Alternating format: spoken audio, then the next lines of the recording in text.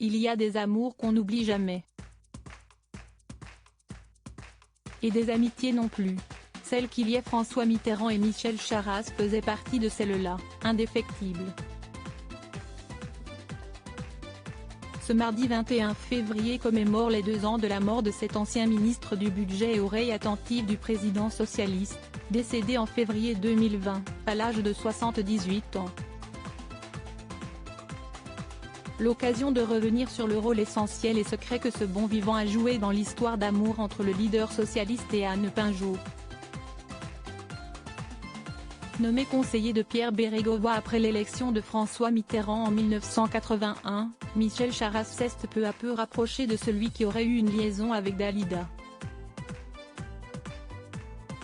Une complicité qui a fini par se muer en véritable amitié.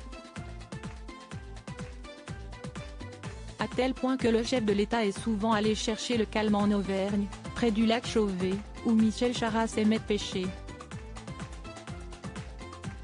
Le bras droit du président y possédait également une propriété, comme l'ont rapporté nos confrères du Monde en février 2020. Un véritable havre de paix où François Mitterrand se rendait chaque année pour passer des journées coupées du monde, en compagnie de son amour secret Anne Pinjot, avec qui il a eu une fille, Mazarine. Supérieur à François Mitterrand, retour sur les femmes de sa vie. François Mitterrand et Anne Pinjot, une relation épistolaire et enflammée. François Mitterrand et Anne Pinjot s'étaient rencontrés tandis que l'ancien président était au plus mal. C'était en 1963, il était déjà marié à Danielle, avec qui il faisait chambre à part depuis des années. Une situation difficile à laquelle s'ajoutait une crise existentielle.